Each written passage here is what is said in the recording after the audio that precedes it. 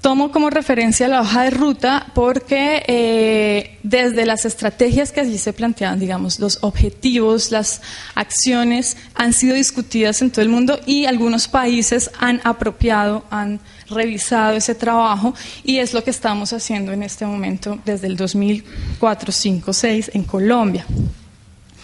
Estas acciones empiezan a encontrarse con lo que propone el programa de la OEI, en donde básicamente se hablan de tres aspectos. El primero tiene que ver con el programa de la OEI, el programa de formación de maestros o formación de formadores. La segunda línea de acción, ahí se me corrigen, la segunda línea de acción tiene que ver con las buenas prácticas y circulación de las buenas prácticas. Y la tercera tiene que ver con la investigación y la innovación. Esas son las tres líneas de acción que propone el programa de la OEI. Y la cuarta, formación de públicos. Entonces, teniendo el panorama de la UNESCO, teniendo el panorama de la OEI, lo que hemos venido haciendo es poner en diálogo esas propuestas, esos conceptos, esos debates en planes de acción concretos. Entonces ahí me instalo un poco ya en el contexto colombiano. En el contexto colombiano, desde el 2004 se inicia un trabajo conjunto entre Ministerios de Educación y Ministerios de Cultura para realizar acciones conjuntas sobre educación artística.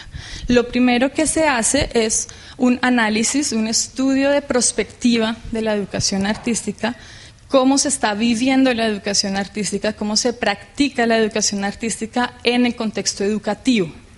Se hace un estudio con 30 expertos a nivel nacional y ese estudio de prospectiva se hace desde el año 2005 hasta el 2015. ¿Cómo estamos ahora? ¿Cómo nos imaginamos, digamos, a 2010, a 2015? ¿Y qué estrategias necesitamos realizar? Ese estudio de prospectiva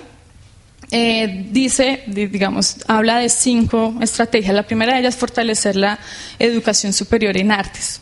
En muchos países de Latinoamérica la oferta formativa de educación superior es frágil, es débil o está concentrada en música, generalmente.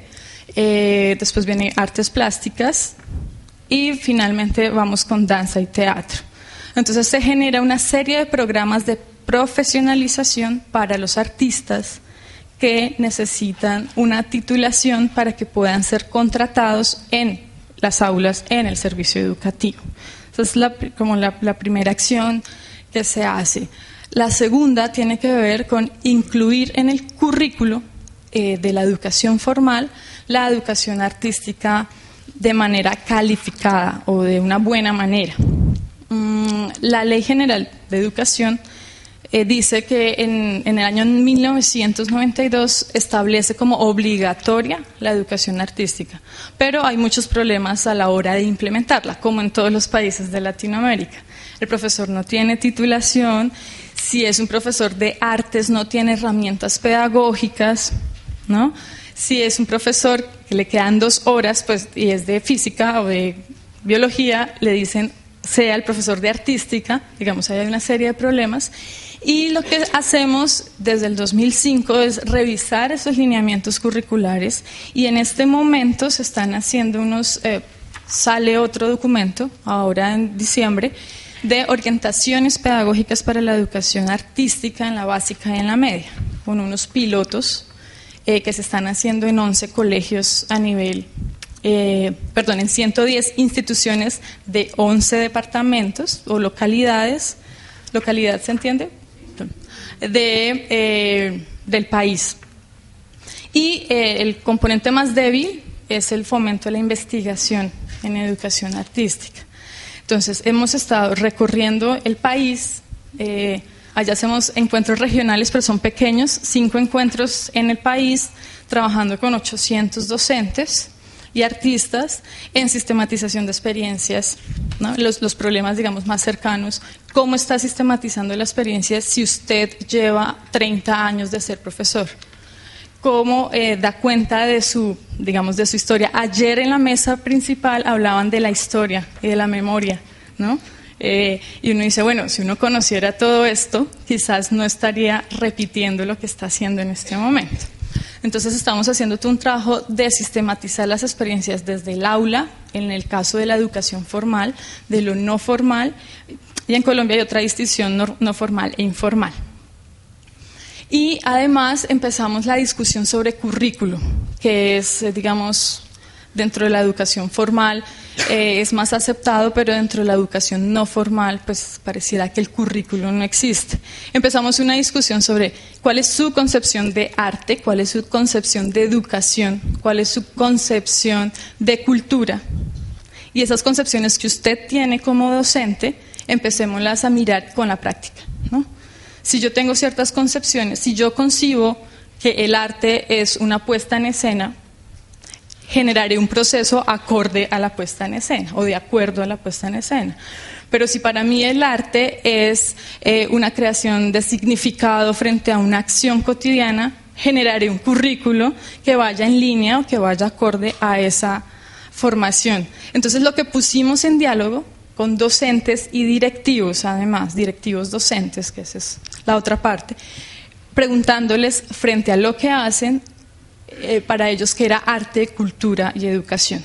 Sobre esos tres aspectos empezamos a definir educación artística desde la práctica, ¿no? Porque los ministerios en su trabajo conjunto definieron educación artística bajo una ley, bajo las dos leyes de Ministerio de Educación y Ministerio de Cultura, pero esa definición era muy ajena, era muy lejana, muy distante a lo que sucedía en el aula. Ese trabajo lo terminamos hace 8 días, antes de venir para acá. Entonces, y fue muy fuerte porque presentamos toda la política con componentes de investigación, información, circulación de prácticas, formación de maestros, infraestructura, dotación, digamos. Todas las líneas de política las presentamos a la comunidad, a los docentes, y ellos empezaron obviamente, a ser muy críticos, pero no propositivos, el primer punto, ¿no? Que es como, a medida que empezábamos el taller, porque fue una presentación de política así dura, metas, indicadores, presupuesto, a medida que fuimos empezando el taller, las personas empezaron a cambiar de actitud, a preguntarse sobre lo que ellos hacen y sobre cada docente, cada artista tiene la capacidad de transformar su espacio, su aula, su casa de cultura, su favela, su ONG, pero eso no está incorporado, todavía uno no es muy consciente de lo que es capaz de hacer. Entonces, empezamos los talleres a preguntar ¿qué piensa usted de arte, de educación? Listo, entonces hagamos un taller. Es que me emociono y empiezo a hablar más rápido, pero usted hace danza, listo, hagamos un taller, todos los profesores de danza, desde lo que usted hace, y empecemos a preguntar ¿por qué hace esto? ¿Cómo se sintió haciendo esto? ¿Usted qué cree que le aporta a la política? Y ahí hay unas discusiones vivas, que eso es lo que nos interesaba. Ese trabajo se terminó hace 8 días, empezamos, cuando vuelva a Bogotá, empezamos la sistematización para dar a conocer ese trabajo con la comunidad y con, digamos, un primer acercamiento de construcción de la política pública. Desde los ministerios estábamos los 2 ministerios y la comunidad y la sociedad civil. Todas esas discusiones tienen que ver porque yo les había contado, habíamos hecho el estudio de prospectiva en 2004, 2005, hasta el 2015, y empezamos todo un trabajo de docentes. En 2005 se firma el convenio interadministrativo entre los ministerios. Me salté un poquito de años contándole lo que acabamos de hacer, pero en 2005 se firma este convenio y en 2007 se establece el primer plan de acción del Plan Nacional de Educación Artística, donde están ambos ministerios. Todas estas acciones de talleres, de formación, de investigación, empezaron a tener sus frutos. Y este año, estamos en el último año de implementación del plan 2007-2010. Los talleres que hicimos con los docentes dejaron las líneas para el plan 2010-2014.